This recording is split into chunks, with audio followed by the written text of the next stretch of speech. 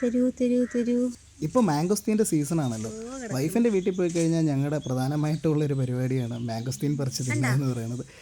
ഈ പ്രാവശ്യം അത്യാവശ്യം മാംഗോസ്റ്റീൻ കിട്ടിയിട്ടുണ്ട്. അപ്പോൾ ഞാൻ ചെന്ന സമയത്ത് കുറേ പഴുത്ത് നിൽപ്പുണ്ടായിരുന്നു. അപ്പോൾ ഞങ്ങൾ രണ്ടുപേരും ഇവിടെ ഇറങ്ങി തോട്ടിയിട്ട് എല്ലാം പറിച്ച് താഴെ ഇട്ടിട്ട് പറക്കി എടുക്കുന്ന വിഷ്വലാണ് നിങ്ങൾ കണ്ടുകൊണ്ടിരിക്കുന്നത്. സത്യം പറഞ്ഞാൽ എൻ്റെ ഭാര്യയ്ക്ക് ഇത് ഭയങ്കര ഇഷ്ടമാണ് മാംഗോസ്റ്റീൻ എന്ന് പറയുന്നത്. അതുകൊണ്ട് തന്നെ എത്ര വേണമെങ്കിലും കിട്ടിയാൽ അങ്ങ് തിന്നോളും. പഴങ്ങളുടെ റാണി എന്നാണ് ഇതിനെ അറിയപ്പെടുന്നത്. പഴങ്ങളുടെ രാജാവെന്ന് പറയുന്നത് മാമ്പഴമാണ്. ഇതിൻ്റെ ഒരു പ്രത്യേക ടേസ്റ്റാണ്. തന്നെയുമല്ല ഇതിൻ്റെ ഏറ്റവും വലിയൊരു ഗുണം എന്താണെന്ന് പറഞ്ഞു കഴിഞ്ഞാൽ ഇതിൻ്റെ ഉള്ളിലേക്ക് പുഴുകളും കാര്യങ്ങളും ഒന്നും കയറില്ല. അതാണ് ഇതിൻ്റെ ഏറ്റവും വലിയ പ്രത്യേകത.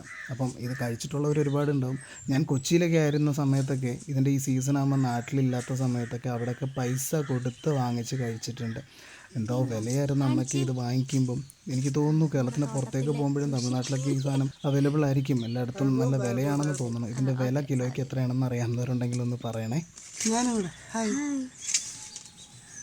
ഇത്രയും കിട്ടി. ഇതിനകത്ത് നല്ല പഴുത്ത് നോക്കി ഒരെണ്ണം എടുക്കാം. ഇത് പൊട്ടിയിട്ടുണ്ട്. പഴുത്ത് ഇത് മതി. അങ്ങനെ ഒരെണ്ണം നമുക്ക് പൊട്ടിച്ച് കഴിച്ച് നോക്കാം.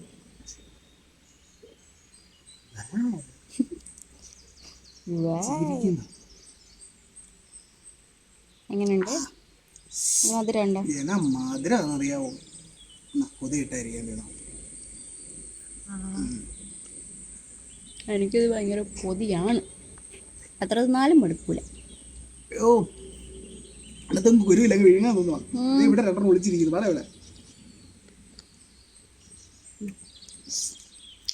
സൂപ്പർ, നല്ല മധുരം. എൻ്റെ കോട്ട കഴിഞ്ഞു. ഇനിയിപ്പോൾ ഇത് ഓഫ് ചെയ്ത് കഴിയുമ്പോൾ ഒരുത്തി ഇവിടോട്ട് ഇരിപ്പുണ്ട്. മൊത്തം തീർക്കുന്ന ഇപ്പോൾ കണ്ടോ. ഒരാൾ സ്കൂളിൽ പോയേക്കുക.